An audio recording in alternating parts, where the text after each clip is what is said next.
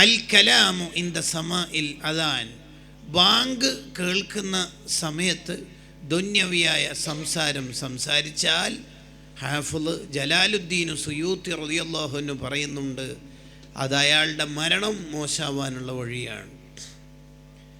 നല്ല സൂക്ഷ്മത അതിലും ശ്രദ്ധിക്കണം. ഏതെങ്കിലും ഒരു ചെറിയ ഒരു നന്മ ഉണ്ടായിരിക്കും നമ്മൾ ആഖിറത്തിൽ രക്ഷപ്പെടുന്നത്. നമ്മുടെ കാഴ്ചയിൽ ചെറിയൊരു തെറ്റായിരിക്കും, ചെറുതെന്നായിരിക്കും നമ്മൾ വിചാരിച്ചിട്ടുണ്ടാവുക, ആഖിറത്തിൽ അതായിരിക്കും കുടുങ്ങുന്നത്. 2, ഖബറിൻ്റെ പരിസരത്തൂടെ നബി സല്ലല്ലാഹു അലൈഹി വസല്ലം തങ്ങൾ പോകുമ്പോൾ അള്ളാഹുവിൻ്റെ ഹബീബ് സല്ലല്ലാഹു അലൈഹി വസല്ലം തങ്ങൾക്ക് അള്ളാഹ് അറിയിച്ചു കൊടുത്തല്ലോ, ഈ ഖബറാളികൾ ശിക്ഷിക്കപ്പെടുകയാണ്. എന്താണ് ശിക്ഷ? എന്താണ് അവർ ശിക്ഷ അനുഭവിക്കാനുള്ള കാരണം? തങ്ങൾ പറഞ്ഞു, അവരുടെ കാഴ്ചയിൽ വലിയ തെറ്റായിട്ടൊന്നും അവർക്ക് തോന്നാത്ത 2 തെറ്റുകുറ്റങ്ങളാണ് അവർ ചെയ്തത്. ഒന്ന്, മൂത്രമൊഴിച്ചാൽ ശരിയാം വിധം ശുദ്ധിയാക്കുന്നില്ല. രണ്ടാമത്തത്, നമീമത്തും കൊണ്ട് നടന്നതാണ്. അവരുടെ കാഴ്ചയിൽ അത് ചെറുതാ, യഥാർത്ഥത്തിൽ ആ തെറ്റ് ചെറുതായിരുന്നില്ല. അവർക്ക് ശിക്ഷ കിട്ടാൻ മാത്രം വലിയ ഒരു തെറ്റ് തന്നെയായിരുന്നു അവർ ചെയ്തിരുന്നത് എന്ന് കണ്ടോ. ഒരു പക്ഷേ നമ്മൾ പള്ളിയിലുള്ള എന്തോ ഒരു ഈച്ചയുടെ ചത്തതിൻ്റെ ഏതോ ഒരു ജീവി, മഴപ്പാറ്റയുടെ ഒരു ചിറക് അവിടെ വീണിട്ടുണ്ട്. അത് പള്ളിയല്ലേ എന്ന് വിചാരിച്ചിട്ട് അത് എടുത്തിട്ട് നീക്കം ചെയ്തു. അതായിരിക്കും ആഖിറത്തിൽ നമ്മളെ രക്ഷപ്പെടുത്തുന്നത്. മഹദിയായ ആയിഷ റളിയല്ലാഹു അൻഹ ഒരു മുന്തിരി, ഒരു കുലമുന്തിരി അല്ല, ഒരു മുന്തിരി സ്വതക്ക ചെയ്യുന്നത് കണ്ടപ്പോൾ ഒരാൾ ചോദിച്ചു, ഇതൊക്കെ കൊടുത്തിട്ട് എന്താ വേണ്ടത്, ഇതൊക്കെ കൊടുത്തിട്ട് എന്താ കിട്ടുക എന്നാണ് ചോദ്യത്തിൻ്റെ താല്പര്യം. അതിന് മഹദിയുടെ മറുപടി, ഉഹദ് മലയോളം പർവ്വതം, ഉഹദ് മല ഉണ്ടല്ലോ, ആ ഉഹദ് മലയോളം പ്രതിഫലം അള്ളാഹു ഇതിനൊക്കെ തരുട്ടോ എന്ന് പറയുന്നുണ്ട്. കണ്ടോ, ബക്കറ്റ് കലക്ഷൻ നടത്തുമ്പോൾ നമ്മൾ ഓരോരുത്തർ 10,000 കൊടുത്തിട്ടുണ്ട്, സ്വർണം കൊടുത്തിട്ടുണ്ട്, എനിക്കൊന്നും കൊടുക്കാനില്ലല്ലോ, ആകെ എൻ്റെ പോക്കറ്റിൽ ഒരു 5 രൂപ ഒരു 10 രൂപയല്ലേ ഉള്ളൂ എന്നൊന്നും നമ്മൾ വിചാരിക്കേണ്ട. അതാണെങ്കിൽ അത് കൊടുക്കണം. കാരണം ഇമാം നവവി റളിയല്ലാഹു അൻഹു ശർഹ് മുഹദ്ദബിൽ പറയുന്നുണ്ട്, ചെറുതാണ് എന്ന് കരുതി നീ സ്വതക്ക ചെയ്യാതിരിക്കരുത്. കാരണം അത് അള്ളാഹുവിൻ്റെ അടുത്ത് വലുതായിരിക്കും, അള്ളാഹുവിൻ്റെ അടുത്ത് വളരെ വലുതായിരിക്കും. ചില മഹാന്മാർ എപ്പോഴും എന്തെങ്കിലും സ്വതക്ക ചെയ്യണമെന്ന് തീരുമാനിച്ച് ചിലപ്പോൾ വീട്ടിലൊന്നും ഉണ്ടാവില്ല. ആ മഹാന്മാർ ഉള്ള സാധനം എടുത്തിട്ട് വരും. മർസദ് റളിയല്ലാഹു അൻഹുവിൻ്റെ ഒക്കെ ചരിത്രത്തിൽ കാണാം, അവരെ കയ്യിൽ ഉള്ളി ഉണ്ടാവും, ഉള്ളി, എന്നിട്ട് അത് കൊടുക്കും. ആകെ അതേ ഉള്ളൂ, അത് കൊടുക്കും. ചെറുതാണ് എന്ന് കരുതിയിട്ടൊന്നും ഒരു നന്മയും ചെറുതാക്കരുത്. ലാ തഹ്കിറന്ന മിനൽ മഅറൂഫി ശൈആ, മോനെ ഒരു നന്മയും നീ ചെറുതായി കാണരുത് എന്ന ഹദീസ് വിശദീകരിച്ച് ഇമാം നവവി റളിയല്ലാഹു അൻഹു പറയുന്നുണ്ട്, നിൻ്റെ കണ്ണിലെ ആ ചെറിയ നന്മയായിരിക്കും നിന്നെ സ്വർഗത്തിലേക്ക് എത്തിക്കണത്. അപ്പം രാവിലെ ഉറക്കത്തുനിന്ന് ഉണർന്നാൽ നമ്മൾ ബ്രഷ് ചെയ്യാറുണ്ട്. ആ ചെയ്യുന്ന സമയത്ത് നമ്മൾ നിയത്ത് വെക്കുക, ഉറക്കത്തുനിന്ന് ഉണർന്നാലുള്ള ബ്രഷ് ചെയ്യുക എന്ന സുന്നത്ത് ഞാൻ ചെയ്യുന്നു. അങ്ങനെ ആകുമ്പോഴേ അതിന് കൂലി കിട്ടും. കണ്ടോ, വെറുതെ ബ്രഷ് ചെയ്യരുത്, വെറുതെ ബ്രഷ് ചെയ്ത് നിയത്ത് വെക്കണം. ഇന്നമൽ അഅ്മാലു ബിന്നിയാത്ത്. ഇങ്ങനെ ബാങ്ക് കേൾക്കുന്ന സമയത്ത് ഇജാബത്ത് ശരിയാവണ്ണം കൊടുത്താൽ അതും നമ്മൾ രക്ഷപ്പെടാനുള്ള വഴിയാണ്. ചരിത്രത്തിൽ അതിനും തെളിവുകളുണ്ട്.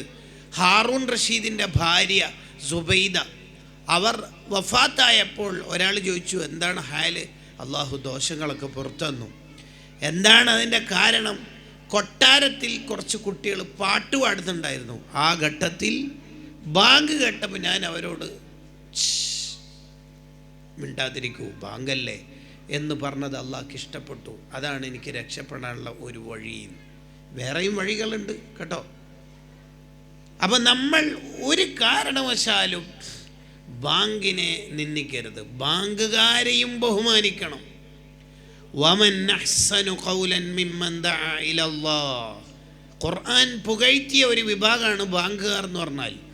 അസിസ്റ്റൻ്റ് ഖത്തീബ് എന്ന് പേര് കൊടുക്കുക, എന്നിട്ട് മൂത്രച്ചോളി കഴുകാൻ ഡ്യൂട്ടിയും കൊടുക്കുക എന്ന് പറയുന്ന ആ പരിപാടിയൊക്കെ നിർത്തിയിട്ട് അവരെ ബഹുമാനിക്കണം, അവരെ ബഹുമാനിക്കണം, ബാങ്കുകാരെ ബഹുമാനിക്കണം.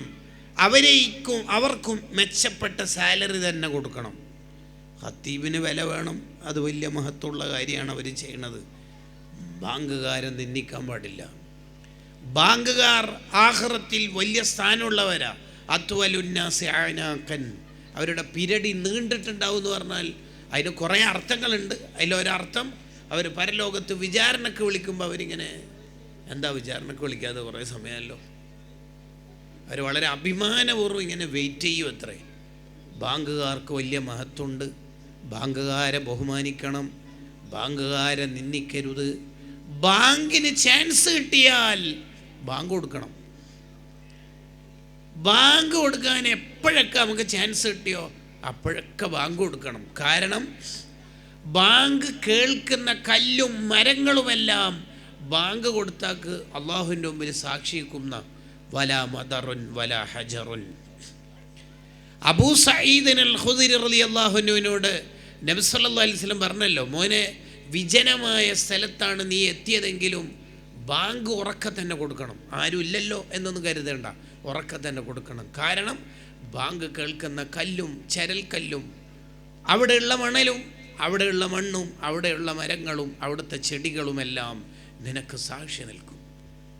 ആലോചിച്ച് നോക്കിയേ, ബാങ്കുകാർ ആഖിറത്തിലെത്തുമ്പോൾ അവരെവിടെയെല്ലാം മുഅദ്ദിനായി ഖിദ്മത്ത് ചെയ്തിട്ടുണ്ടോ അവിടുത്തെ ചുറ്റുവട്ടത്തെ മുഴുവൻ ചെടികളും മരങ്ങളുമെല്ലാം സാക്ഷി നിൽക്കും. ചെടികൾ സംസാരിച്ചിട്ടുണ്ട്, കല്ലുകൾ സംസാരിച്ചിട്ടുണ്ട്. ഇന്നി ലഅരിഫു ഹജറൻ കാന യുസല്ലിമു അലയ്യ ഖബല അൻ ഉബ്അസ വ ഇന്നി ലഅരിഫുഹു അൽആൻ. നബി സല്ലല്ലാഹു അലൈഹി വസല്ലം പറഞ്ഞല്ലേ, ഞാൻ നബിയാവുന്നതിന് മുമ്പ് തന്നെ കല്ലുകൾ സലാം ചൊല്ലിയത് എനിക്കിപ്പോഴും ഓർമ്മയുണ്ട്. നബ്ദൻ ബിഹി ബഅദ തസ്ബീഹിം ബിബത്നിഹിമാ നബ്ദൽ മുസബ്ബിഹി മിൻ നഹ്ശാഇ മുൽതഖിമി. ചരൽ കല്ലുകൾ തസ്ബീഹ് ചൊല്ലിയ ചരിത്രങ്ങൾ നമ്മൾ ഹദീസുകളിൽ നിന്ന് കേട്ടതാണ്. വഅഖ്റജത്തിൽ അർളു അസ്ഖാലഹ, ഭൂമി അതിൻ്റെ കഥകൾ പറയുന്നത് ഈ സൂറത്തിൽ നമ്മൾ കേട്ടതാണ്. യൗമ ഇദിൻ തുഹദ്ദിസു അഖ്ബാറഹ, ഖിയാമത്ത് നാളിൽ എല്ലാത്തിനെയും പുറത്തേക്ക് കൊണ്ടുവന്ന് ഇവരൊക്കെ വർത്താനം പറയും. മുസല്ല വിരിച്ച സ്ഥലം ഉമ്മമാരെ സാക്ഷി നിൽക്കും. ഒരു ഉമ്മ മരണപ്പെട്ടാൽ ആ മരണപ്പെട്ട ഉമ്മ സ്ഥിരമായി തഹജ്ജുദ്, ളുഹ, വിത്ർ, റവാത്തിബ്, ഫർള് നിസ്കാരങ്ങൾ നിസ്കരിക്കാൻ വേണ്ടി ബെഡ്റൂമിൽ ഒരു മൂലയിൽ ഖിബലക്ക് നേരെ മുസല്ല വിരിച്ചിട്ടുണ്ടാവും. ആ സ്ഥലം ഈ ഉമ്മാക്ക് വേണ്ടി 40 ദിവസം കരയും. അതാണ് സൂറത്തു ദുഖാൻ പറഞ്ഞത്, വമാ ബഖത് അലൈഹിമുസ് സമാഉ വൽ അർള്. ഫറോവ മരിച്ചപ്പോൾ കരയാൻ ആകാശഭൂമികൾ ഉണ്ടായിരുന്നില്ല. അതിനെ പ്രത്യേകിച്ച് പറയുന്നു. ഫിറഔൻ മരിച്ചപ്പോൾ കരയാൻ ആകാശഭൂമി ഇല്ല എന്ന് പറയാൻ കാരണം എന്താ? മുഅ്മിനീങ്ങൾ മരണപ്പെടുമ്പോൾ അവർ സ്ഥിരമായി ഇബാദത്ത് ചെയ്ത സ്ഥലം ഭൂമി കരിയും. ആ ഇബാദത്ത് കൊണ്ടുപോകുന്ന ആകാശത്തെ കവാടുണ്ടാവും, ആ സ്ഥലവും കരിയും. ആ സ്ഥലത്തിൻ്റെ കരച്ചിൽ മതി ഒരാൾ രക്ഷപ്പെട്ട് കിട്ടാൻ. ഉമ്മമാരെ, നമുക്ക് ഇബാദത്ത് ചെയ്യുന്ന സ്ഥലങ്ങളുണ്ടാവണം. നമ്മളെ ബെഡ്റൂം നല്ല കഥകൾ പറയണം. അബൂബക്കർ ബിൻ അയ്യാശ് റളിയല്ലാഹു അൻഹു വഫാത്താവുന്ന സമയത്ത് അവരുടെ മകൾ കരയുകയാണ്. എന്തിനാ മോളെ കരയണത്? വാപ്പാനെ ഓർത്തിട്ടാണോ കരയണത്? വാപ്പ ഈ റൂമിൽ നിന്ന് മാത്രം 18,000 ഖത്തുമുകൾ ഓതി തീർത്തിട്ടുണ്ട്. എത്ര? 18,000 ഖത്തുമുകൾ. അത് ഈ റൂമിൽ നിന്ന് മാത്രം 18,000 ഖത്തുമുകൾ ഓതി തീർത്തിട്ടുണ്ട്. വാപ്പാനെ നരകത്തി കടത്തുന്നെങ്ങാനും പേടിച്ചിട്ടാണോ മോൾ കരയണത്? കണ്ടോ, ഒരു ബെഡ്റൂമിൻ്റെ കഥ. ഇൻസ്റ്റയുടെ, റീൽസുകളുടെ, FBയുടെ, സോഷ്യൽ മീഡിയയുടെ, ഇൻ്റർനെറ്റുകളുടെ കാലത്ത് നമ്മുടെ റൂമും നമ്മുടെ ബെഡ്ഷീറ്റും എന്തു കഥയാണ് പറയുക? അബൂബക്കർ ബിൻ അയ്യാശ് തങ്ങൾ പറയണത്, 25 കൊല്ലം വാപ്പ ഈ റൂമിൽ ജീവിച്ചിട്ട് ഒരു തെറ്റും ചെയ്തിട്ടില്ല മോളെന്തിനാ പേടിക്കണത്? നമുക്ക് പറയാനാകുമോ കൂട്ടുകാരെ ഈ കഥകൾ? ഒരു ദിവസം നബി സല്ലല്ലാഹു അലൈഹി വസല്ലം തങ്ങൾ നമ്മുടെ ബെഡ്റൂമിൽ വന്നു എന്ന് കരുതുക. ഒരു ദിവസം നബി സല്ലല്ലാഹു അലൈഹി വസല്ലം തങ്ങൾക്കാണെങ്കിൽ ചുറ്റുവട്ടത്തെ വായിച്ചെടുക്കാനുള്ള ശക്തി ആ മുഅ്ജിസത്തിൻ്റെ കണ്ണിന് അള്ളാഹു കൊടുത്തിട്ടുണ്ട്. ഒരാളെ കണ്ടാൽ അയാൾ എന്തിനു വരുന്നു എന്ന് തങ്ങൾക്കറിയാം. തങ്ങളെ കൊല്ലാൻ വേണ്ടി വന്ന പലരെയും തങ്ങൾ ആദ്യമേ അങ്ങോട്ട് ചോദിച്ചിട്ട് തിരിച്ചറിഞ്ഞിട്ടുണ്ട്. വിശന്നിരിക്കുന്ന അബൂ ഹുറൈറ റളിയല്ലാഹു അൻഹുവിനോട് അങ്ങോട്ട് ചോദിച്ചിട്ടുണ്ട്, മോനിക്ക് വിശപ്പില്ലേ എന്ന്. ആ മുഅ്ജിസത്തിൻ്റെ കണ്ണിൻ്റെ ഉടമയായ നബി സല്ലല്ലാഹു അലൈഹി വസല്ലം തങ്ങൾ ഒരു ദിവസം നമ്മളെ ബെഡ്റൂമിൽ വന്നു എന്ന് വിചാരിക്കുക. നമ്മുടെ സോഫയിലിരുന്നു, നമ്മുടെ തലേണ ഉണ്ടല്ലോ ചാരി വെക്കുന്ന മൊബൈൽ നോക്കുമ്പോൾ അവിടെ ഇരുന്ന് തങ്ങൾ ഒരു ദിവസം നമ്മുടെ ബെഡ്റൂം അനുഭവിച്ചാൽ പിന്നെ മുത്തുനബിക്ക് വരാൻ തോന്നുന്ന ബെഡ്റൂമാണോ നമ്മുടേത്? ആണോ? അപ്പോൾ മഹബത്ത് എന്ന് പറഞ്ഞാൽ എന്താണ്? നമ്മുടെ ചുറ്റുവട്ടത്തുള്ളതെല്ലാം നമുക്ക് അനുകൂലമായിട്ടും പ്രതികൂലമായും സാക്ഷി നിൽക്കും. അതുകൊണ്ടല്ലേ ബാങ്ക് കൊടുത്ത ആൾ തന്നെയാണ് ഇഖാമത്ത് കൊടുക്കൽ സുന്നത്ത്. ആ ബാങ്ക് കൊടുത്ത ആൾ ബാങ്ക് കൊടുത്ത സ്ഥലത്ത് നിന്ന് കുറച്ചൊന്നും മാറിയിട്ടാണ് ഇഖാമത്ത് കൊടുക്കേണ്ടത്. അതെന്തിന്? രണ്ട് സ്ഥലവും സാക്ഷി നിൽക്കാൻ. ഫർള് നിസ്കരിച്ച സ്ഥലത്തുനിന്ന് അല്പമൊന്ന് മാറണം. എന്തിന്? സുന്നത്ത് നിസ്കരിക്കുമ്പോൾ. അതെന്തിനാ? രണ്ട് സ്ഥലവും സാക്ഷി നിൽക്കാൻ. ഉറക്കെ ചൊല്ലലാണോ ദിക്റുകൾ? ഉറക്കെ ഓതലാണോ ഖുർആൻ? ഏതാണ് നല്ലത്? അല്ല മെല്ലെ ഓതലാണോ? പതുക്കെ ഓതലാണോ? അപ്പുറത്ത് നിസ്കരിക്കുന്നവരോ ഉറങ്ങുന്നവരോ ഒന്നുമില്ല, ആർക്കും ശല്യമുണ്ടാവാൻ സാധ്യതയില്ല. ഒന്ന്, ഓതുന്ന നമുക്കാണെങ്കിൽ വേറൊരാളും കേൾക്കണമെന്ന ദുർവിചാരങ്ങളോ റിയാഇൻ്റെ ആലോചനകളോ ഇല്ല. എങ്കിൽ ഉറക്കെ തന്നെ ഓതണം, ഉറക്കെ ചൊല്ലണം. അതിന് ചുമരുകൾ സാക്ഷി നിൽക്കണം. അവിടെയുള്ള സ്റ്റൂളും ടേബിളിൻ്റെ മേലെ വിരിച്ചിരിക്കുന്ന മേശവിരിയും അവിടെയുള്ള ട്യൂബും എല്ലാം യൗമ ഇദിൻ തുഹദ്ദിസു അഖ്ബാറഹ, കഥകൾ പറയണം. അള്ളാഹിൻ്റെ അടുത്ത് പറയണം.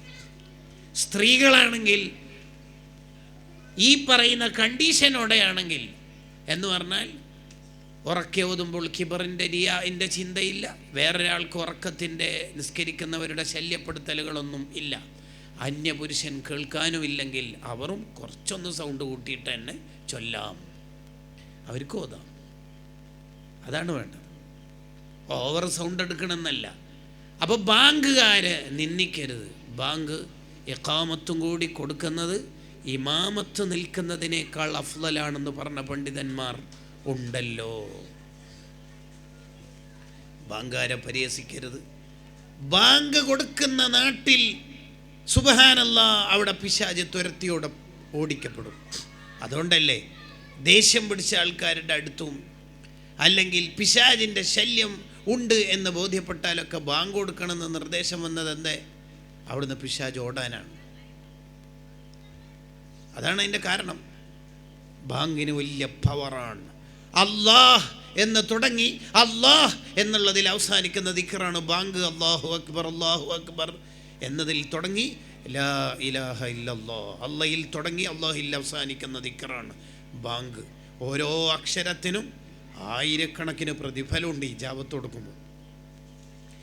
വിജനമായ സ്ഥലത്തുനിന്ന് ബാങ്ക് കൊടുത്താൽ ആ ബാങ്ക് കേട്ട കല്ലും മരങ്ങളും കെട്ടിടങ്ങളും ചുറ്റുവട്ടവും ബാങ്ക് കൊടുത്താക്ക് സാക്ഷി നിൽക്കുമെങ്കിൽ പള്ളിയില്ലാത്ത സ്ഥലത്ത് പള്ളിയെടുത്താലുള്ള കൂലി എത്ര?